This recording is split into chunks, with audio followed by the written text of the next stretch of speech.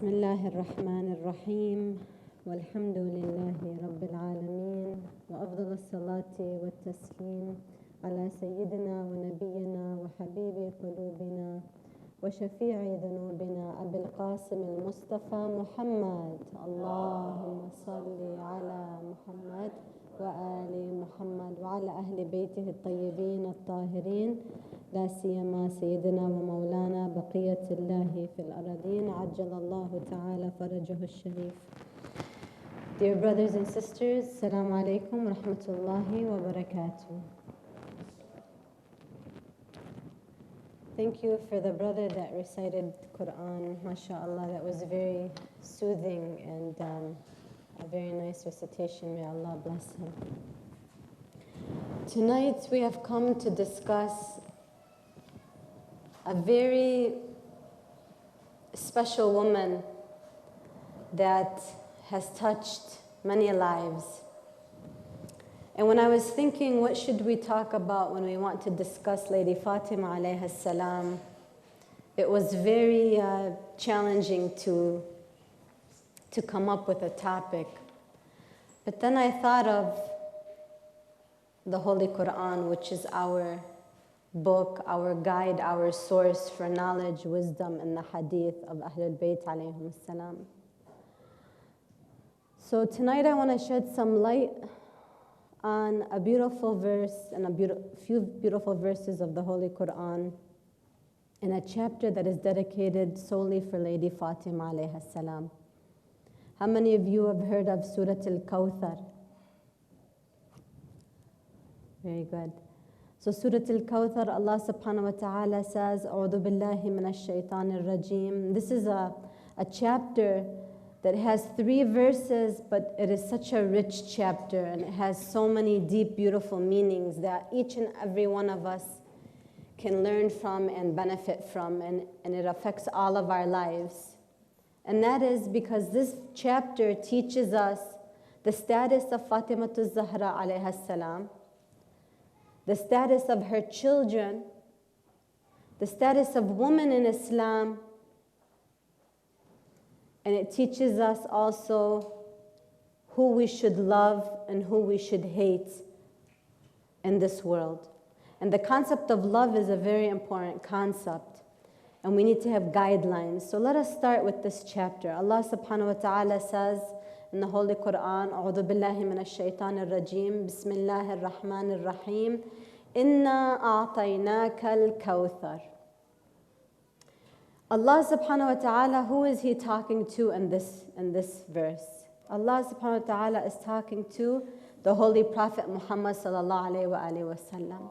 Allahumma salli ala Muhammad wa ali Muhammad. Feel free every time you hear the name of the Holy Prophet to say salawat. You won't be interrupting me. Bil'aks, we'll be having lots of barakah and rahmah coming down on us. So let us have a loud salawat ala Muhammad wa ali Muhammad. Allahumma salli ala Muhammad wa ali Muhammad wa ajil farajum. So why is Allah subhanahu wa ta'ala talking directly to Rasulullah sallallahu alayhi wa sallam and saying to him, Inna a'tainaka al-kawthar? Okay, so we've given you Fatima. Kawthar, there are 2 meanings in the Holy Quran, in the hadith. Kawthar means a river in heaven. So Allah is telling the Holy Prophet, we've given you a river in heaven. And also we know from the hadith that Kawthar means what? It means Fatima Zahra alayha salam. So what was a significant event that took place that Allah was giving Rasulullah this beautiful news? And how does it affect me today? Well, the Quraysh of the time, which is the tribe that lived with Prophet Muhammad sallallahu alayhi wa sallam in Mecca, they used to ridicule and make fun of the Holy Prophet. Why? Because he had a small boy named Ibrahim. He was 2 years old. Ibrahim died at a very young age when he was only 2. So they used to come and make fun of the Holy Prophet and say to him, now you have no more lineage. Your lineage is cut off, O Muhammad. You have no value, no worth, because your son died. We all know that during the pre-Islamic times, The Arabs used to value the males a lot more than the females, to the point where they used to bury the female children alive. So they would make fun of him and say, "Oh Muhammad." They never used to call him Rasulullah. They would actually try to insult him by saying Muhammad. And they would stand outside of his home, and when he was in the home, they would say, "Hey Muhammad, come out and talk to us." Then Allah brought down verses from the skies, from the heavens, telling them, he's not an ordinary person. Don't call him Muhammad. He's your prophet. Call him Ya Rasulullah, O Prophet of Allah. So they used to make fun of him, and he became very sad. So they said, "Oh, you don't have a son anymore? Khalas, your lineage is cut off. You have no value, O Muhammad." So Allah told him, "No, guess what? Inna a'tainaka al-kawthar. We've given you Fatima to Zahra alayhi salam." Now someone might think and say to themselves, "Okay, so what's the big deal?" He took his son, 2 years old, and he gave him a little girl. A lot of women might have a miscarriage, right? She might lose a boy, and then Allah grants her another form of sustenance, and He gives her a daughter. So what's the big deal? No, He continues and He says, "Inna a'tainaka al-kawthar, fasalli li rabbika wanhar."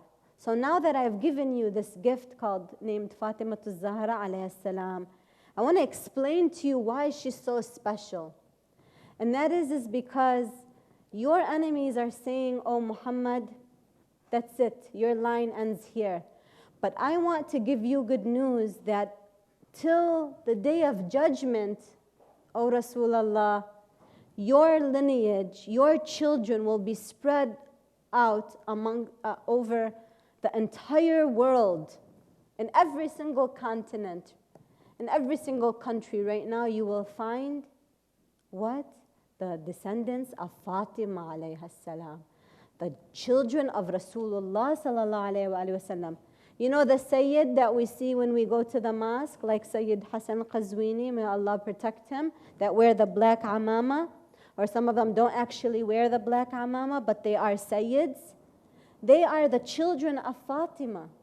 They have come from Fatima and Imam Ali, from their sons, Hassan, Hussein, all the way down right now to our living 12th holy Imam, Imam al-Mahdi, Ajjalallahu ta'ala farajah al-Sharif.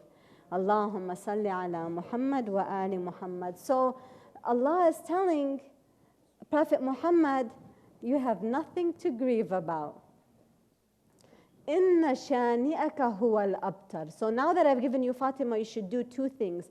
Fasalli li rabbika. Pray to your Lord. Give thanks for this beautiful gift. And you should sacrifice an ibil, or a camel. It's very recommended when a child is born to sacrifice a sheep, or even if someone has a bala, a trial, and things aren't going right in their life, you can give money to send money overseas, for instance, and ask somebody to slaughter a camel on your behalf to remove the hardship or the bala, and take that meat and pass it out to the poor and feed people for the sake of Fatima to Zahra. Anyone who feeds the poor, or not even the poor, just anybody for the sake of Ahlul Bayt, Fatima to Zahra alayhi salam, they will receive tons of barakah, blessings, mercy, forgiveness, guidance from Allah subhanahu wa ta'ala. So he continues and he says, Inna shani'aka huwa al-abtar. Shani'aka is someone who is ridiculing you, making fun of you, harassing you, calling you names. These people, they are the ones whose lineage will be cut off, right? Look at the enemies of Ahlul Bayt today. Their remembrance is not spread all over the world. You see their graves, they're nowhere to be found. So this is the blessing. And what we learn from this chapter is something very important, that the children of Fatima, the Sada, the Alawiyat, those people that have the honor of saying, I am from the lineage of the Holy Prophet, these individuals deserve special treatment. Yes, they are, in Allah's eyes, blessed. But Imam Zayn al-Abidin says, with a condition, as long as they're obeying Allah and following the footsteps of their grandfathers, then we should honor them. We should always honor them. But guess what? There are even stories in history which tell us that people were in a situation where maybe someone mistreated them from the family of the Prophet, and then they were taught by Fatima Zahra alayhi salam that no matter what, you should always honor and love my children, regardless of the situation. So, ala hubbi Muhammad wa ali Muhammad, sallu ala Muhammad wa ali Muhammad.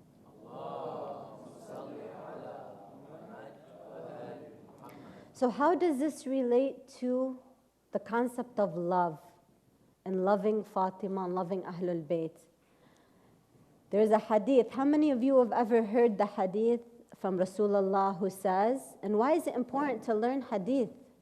Why do we care about the hadith in 2016? I always like to mention this. Thank you, sister.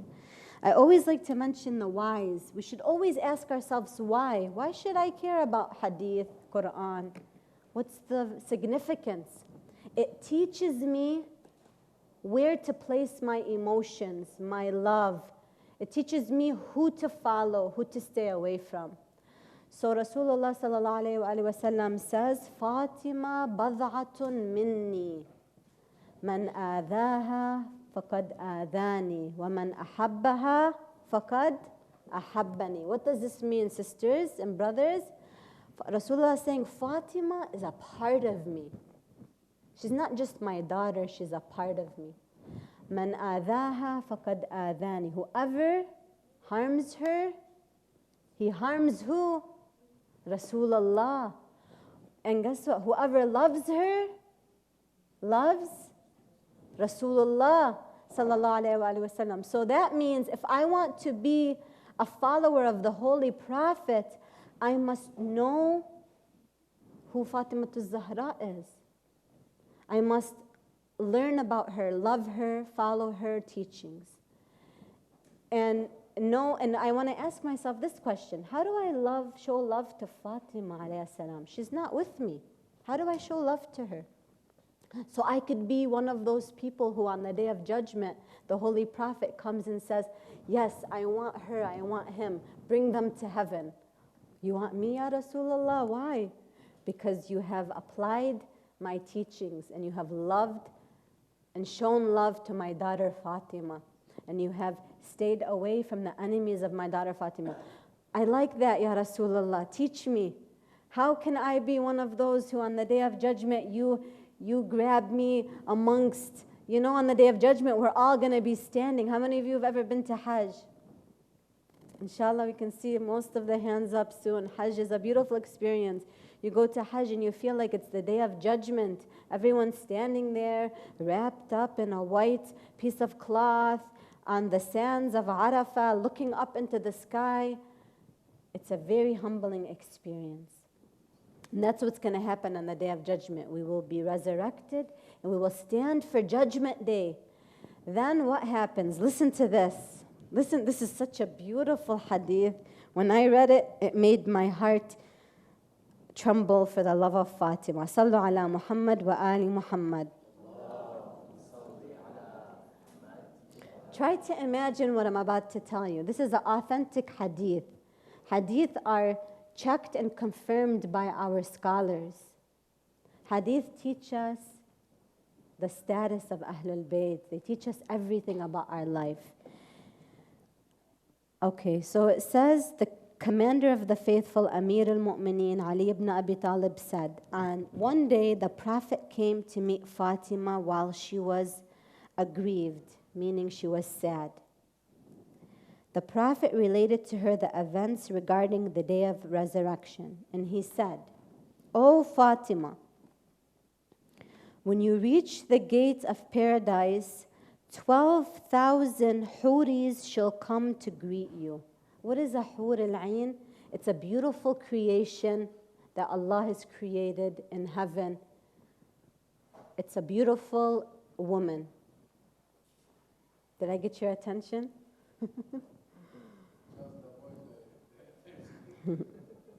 Girls and boys. Because we all want to be on the Day of Judgment with Fatima al-Zahra alayhi salam. So what happens when you reach the gate of paradise? 12,000 houris shall come to greet you. They will not have met anyone before you, nor will they meet anyone in this manner after having met you. They will be carrying dazzling weapons and will be riding upon radiant camels, the saddles of which will be made of gold and red rubies. They will be studded with pearls, and each of these camels will be covered with silk brocade, heaped with gems. O Fatima, when you enter paradise, when Fatima enters Jannah, what happens? The dwellers, meaning the people that are living in Jannah, they will rejoice. They will become so happy at your arrival. So you're already in heaven. When you're already in heaven, it's supposed to be they say about heaven, no eye has ever seen what's in heaven. No ear has ever heard about what's going to happen to us on the Day of Judgment. It's something above and beyond our imagination. That's how beautiful and good it is. So you're already in this bliss, but guess what? It gets better.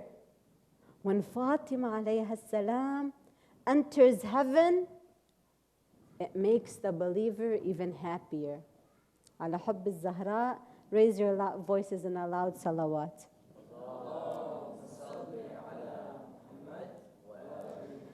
When you enter paradise, O Fatima, the dwellers will rejoice at your arrival and shall bring dishes of food specially prepared for your followers and will be laid down upon radiant chairs.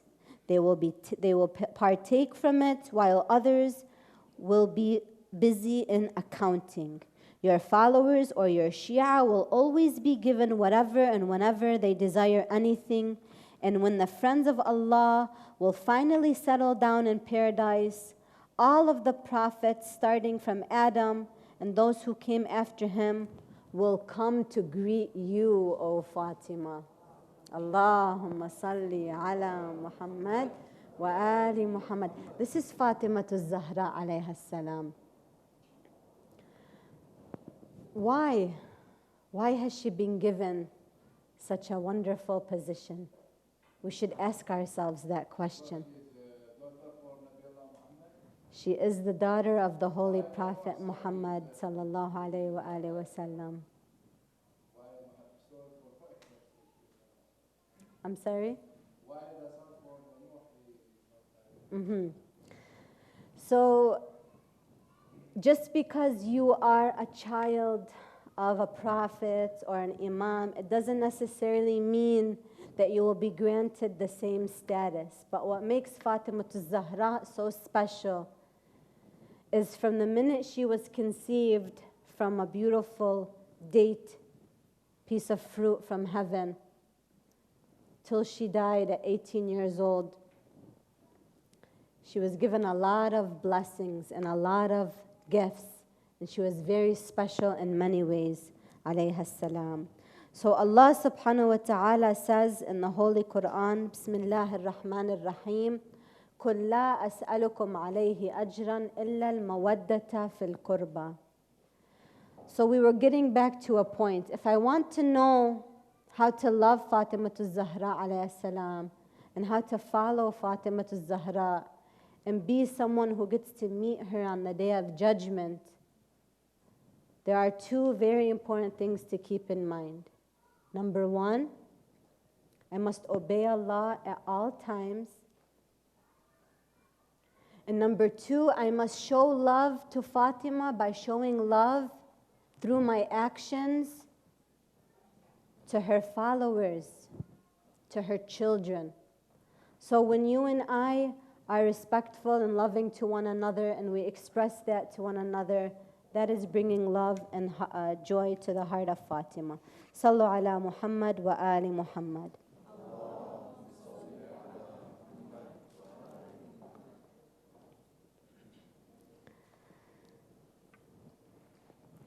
Now, The next part of the discussion before we end that I wanted to bring to your attention regarding Lady Zahra alayhi salam is her oppression and how she was oppressed. Because it's very important to know more about that. And it is the right upon, Fatima has a right upon us, and that is we should know what has happened to her, how she has been mistreated, and how she has been usurped her rights. Now, anyone that has a status in Islam, anyone that has a special standing, especially when you come from the family of Rasulullah sallallahu alaihi wasallam, you must be honored and respected. So Lady Fatima alayhi salam, the narrations teach us that after the death of the Holy Prophet Muhammad, some events took place in history that if Rasulullah was alive at the time, it would have caused a lot of pain if he would have seen what happened. Now, after Rasulullah sallallahu alaihi wasallam died, the same moment of his death actually, there was one individual that was Amir al-Mu'mineen alayhi salam. He was doing what? He was busy with the burial of the Holy Prophet. So imagine if your brother, the commander of the faithful, the husband of your daughter, your first cousin, the imam after you, imagine he is there and his responsibility is to do what? It's to bury the Holy Prophet and shroud him and ensure that he is buried properly. Some of the people that considered themselves companions of the Holy Prophet, what did they do? They were busy doing what? They were busy gathering in a place, in a gathering which they called Saqifa. It's very important for everyone here to know about this. How many of you know about this story? Okay. So for those that don't know, I'd like to shed some light about this. Some of the people that were considered the companions of the Holy Prophet during the life of Rasulullah and were with him, as soon as he died and while Imam Ali was still trying to shroud him and bury him, they were gathering, deciding on what? Who's going to be the leader of the Muslims? So this was very insulting. Imam Ali alayhi salam, he did not partake in that because he was busy preparing Rasulullah. So what ended up happening was Imam Ali buried the Holy Prophet. Some of the Muslims gathered and decided amongst themselves who is going to be the companion, the first the first leader or Khalifa of the Muslims. Because an imam is someone who's only appointed by Allah subhanahu wa ta'ala. The imamate, sisters and brothers, is divinely appointed. That means no matter who you are, you cannot come and say, I want to be the imam. Allah has to choose you based on the qualifications, based on your knowledge, your piety, your spiritual status. By the way, the reason why we love Fatima Zahra and Ahlul Bayt, it's not because we have any special, favors that we will be getting because of this. It's because Allah taught us to love them due to their spiritual status, due to how close they are with Allah. You know Nabi Yusuf and Nabi Yaqub? Yaqub had 12 sons, didn't he? But he loved Yusuf so much that he cried for Yusuf for his entire life when Yusuf was taken away from him. Why? What was special about Yusuf versus the other brothers of the sons of Yaqub? Yusuf was very high in spiritual status. He was God-fearing, he was pious, he was knowledgeable. He worshipped Allah. This is what made him special. So this is why we love Fatima and we love Ahlul Bayt alayhum as-salam. So going back to the oppression of Lady Fatima alayhi salam. So the narrations tell us that she died either 40 days or 75 days or 90 days after the Holy Prophet died. Why? What happened? After the death of Rasulullah, a short time later, remember how these Muslims or companions were gathering in a place called Saqifa trying to decide who's going to be the first Khalifa? Well, they went to the house of Fatima Zahra alayha salam, in the house of Imam Ali, which was in the masjid of Rasulullah, and they said to Fatima and Ali, "Oh Ali, we want you to come out of the home and pay allegiance to who? Abu Bakr, who was known as the first Khalifa of the Muslims." So Imam Ali, the first rightly chosen Imam, is expected to do what? Pay allegiance, or what does that mean when you pledge? You know how in America we say, "I pledge allegiance to the flag"? This is what people do. They want him to come and say to Abu Bakr, "You are my leader." So imagine Imam Ali, the commander of the faithful, someone who was what? With Rasulullah from birth for 30 years, all of his life. He accompanied him in all of the battles. He was the most knowledgeable. He was the first one to believe in Islam, the first one to take Islam. Imagine this individual who was just appointed by Allah, the rightfully chosen Imam, has to come and say, "Okay, you are my Khalifa, I will follow you." This is the biggest form of oppression that anyone has to ever partake in. So they came to, imagine, listen to this, they came to Fatima Zahra's home and Imam Ali. They knocked on the door. They said, "Ya Ali, come out of the house. Pay allegiance to Abu Bakr." Imam Ali said, "I am busy right now compiling the Holy Quran." Because Imam Ali alayhi salam, he took all of the Quran and he's the one that put the Quran together the way that we have it today. The Quran would come down from Jibreel to Rasulullah. Imam Ali would write the verses down, and after the death of the Holy Prophet, he organized the Quran in the way that it is. He said, "I am busy compiling the Quran. I will not leave my home until it is done."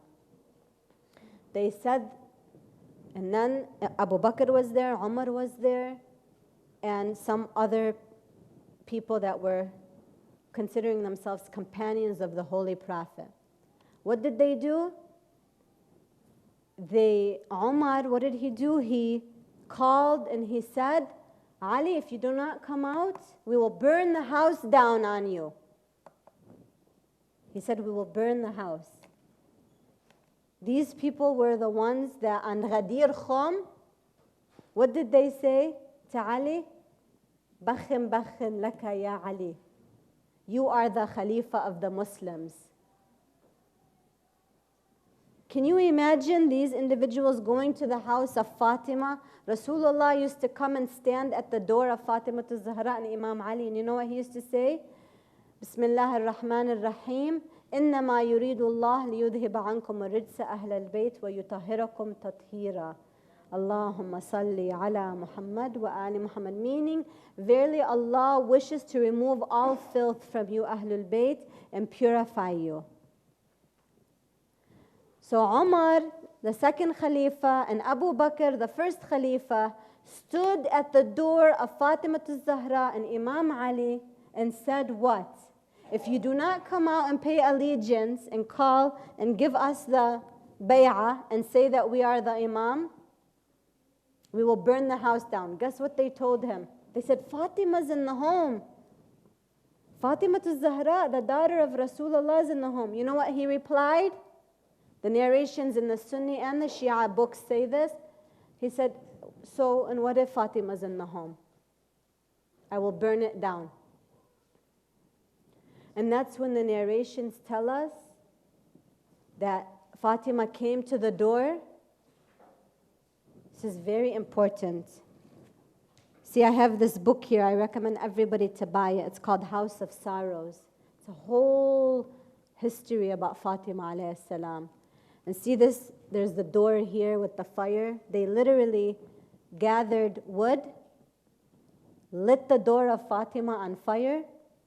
She came to the door before that and she said to them, "You will never have us pay allegiance to you. You are oppressing us after the death of the Holy Prophet, and you will meet my father on the day of judgment. And I am dying, and I will die upset with you. And I am not pleased with you." What did I say? What hadith did I say? Fatima bad'atun minni man آذاها فقد آذاني ومن أحبها فقد أحبني. So she died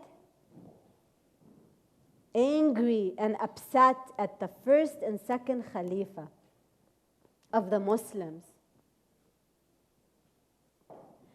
She came to the door. What did they do? She stood behind the door, alayhi salam, not thinking that they would be so vicious and so horribly heartless to her. And they pushed the door open on her. And they squeezed her between the wall and the door. She was 6 months pregnant at the time, only 18 years old. They squeezed her. And she called, "Ya Fudda." She called her maid, "Fudda, help me, O Fudda, come to me. For wallah, they have aborted my baby." They say there was a nail in the door. This nail pierced the heart, the chest of Fatima alayha salam. And she aborted her baby not too long after. They say they went in, they took Amir al-Mu'mineen, they forced him out of the home, and she ran after them and said, "If you do not release my husband, the commander of the faithful, I will raise my hands and I will pray to Allah against you." Salman was there, the companion. He said, "Fatima, if you pray against these people, I don't know what will happen. God did not send you to be a curse upon people. He sent you to be a mercy, Fatima." So then they released Imam Ali alayhi salam. This is Fatima to Zahra, the oppressed woman. It is our responsibility, sisters and brothers, to learn about the mistress of the world, Sayyidatu Nisa al-Alameen. She died oppressed. Her rights were taken away for no reason. This is the beautiful, beloved Huriya, the woman that was considered like an angelic woman. This is Fatima. And we are the Shia of Fatima. And the word Fatima means what? Fatima shi'atuha min an-nar. Her Shia, a Shia means what, sisters and brothers? It means someone that follows and loves Ahlul Bayt. Fatima, her name means that her believers will be plucked out of the hellfire for loving her. So I leave you with this piece. In your prayers, after you finish praying, you know what you should ask Allah? Help me know and love Fatima. Help me understand who Fatima is. Help me be a follower, a lover of her and her children. Let me honor her as a woman with my hijab, with my akhlaq, as a man with the way I treat my family, with the way I protect my religion, with the way I protect the Imam of our time. Fatima alayhi salam died having hope that her son, the 12th holy Imam, Imam al-Mahdi, will come back and ask for her rights. Imam al-Mahdi will come back when he reappears and he will call out, "I want the rights of my grandfather Hussein, who was martyred on the land of Karbala. I want the right of my mother Fatima, who was squeezed between the door and the wall. This is what we are waiting for. For peace be upon her, the day that she was born, and the day that she died, and the day that she will be resurrected. السلام عليك يا ممتحنة امتحنك الله الذي خلقك قبل أن يخلقك فوجدك لما امتحنك صابرة. We ask Allah subhanahu wa ta'ala to forgive our sins, to guide us on the path of Muhammad wa Ali Muhammad, and to help us have the love of Fatima to Zahra in our hearts. And I really urge you that inshallah, when the scholar Sheikh Osama comes, Osama, right? Please attend at the Lebanese American Heritage Club. Inshallah, it will be very, very important, and you will be giving your rights. So on the day of judgment, when you stand in front of Allah, you can tell Rasulullah, Ya Rasulullah, I went and I learned about your daughter, and I loved her, and I cried for her. Wassalamu alaikum wa rahmatullahi wa barakatuh. Sallu ala Muhammad wa ali Muhammad. Allahumma salli ala Muhammad wa ali Muhammad.